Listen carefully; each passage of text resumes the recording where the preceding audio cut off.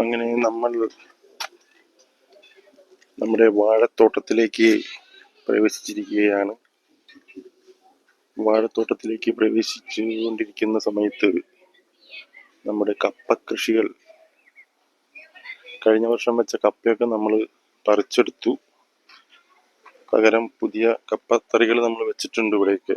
എന്താ, കഴിഞ്ഞ വർഷത്തെ ഒരു കപ്പത്തറി നമ്മൾ പറിക്കാതെ നിർത്തിയിട്ടുണ്ട്. ഇതിൻ്റെ ഉള്ളിൽ അത്യാവശ്യം നല്ല കപ്പ ഉണ്ടെന്നാണ് നമ്മുടെ അറിവ്. അത് നമുക്കൊരു നല്ല സമയത്ത് പറിക്കാം. പിന്നെ വിവിധ തരം വാഴകളാണ് പിന്നെ നമുക്കിവിടെ പരിചയപ്പെടുത്താനുള്ളത്. വാഴകളിലൊക്കെ ഇഷ്ടംപോലെ കൊലകൾ, നേന്ത്രയും ചെറുപഴവും റോബസ്റ്റയും ഒക്കെ ആയിട്ട് ഒരുപാട് കൊലകൾ ഇവിടെ ഉണ്ടായി. ആ കൊലകളൊക്കെ നമ്മൾ വെട്ടിയെടുത്തു. ഇത് 2ാം തലമുറ വാഴയാണ്.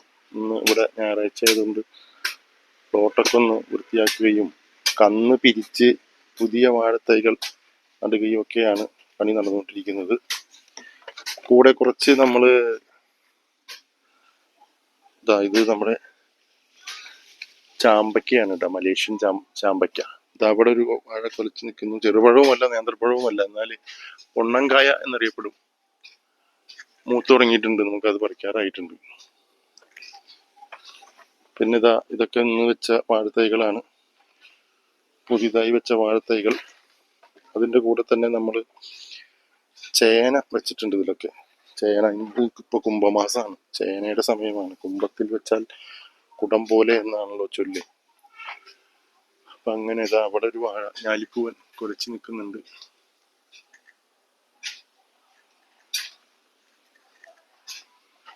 ഇവിടെ നമ്മുടെ ഒരു പ്ലാവും തൈ വളർന്നു വരുന്നുണ്ട്. പിന്നെ മുരിങ്ങയ്ക്ക നല്ലപോലെ പിടിച്ചിട്ടുണ്ട് ഇവിടെയൊക്കെ. കഴിഞ്ഞ വർഷം വെച്ച തൈയാണ്.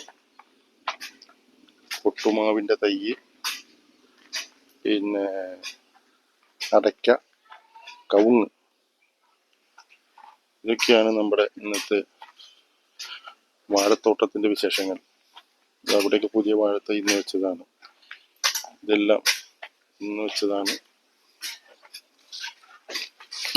ഇവിടെ ഒരു മുരിങ്ങ ഒറ്റ വർഷം കൊണ്ടാണ് ഇതൊരു മരം പോലെയായി എന്നുള്ളതാണ്. വലിയ മരം പോലെയായി.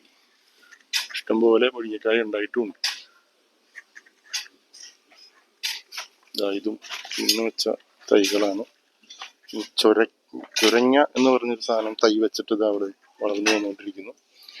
പിന്നെ അവിടെ മഞ്ഞളും ഇഞ്ചി ഉണ്ടായിരുന്നു, അത് നമ്മൾ ഇന്ന് വിളവെടുത്തു.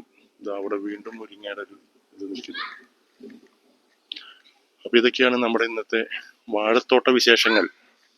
അടുത്ത വീഡിയോ ഇടുന്നവരേക്കും നന്ദി, നമസ്കാരം.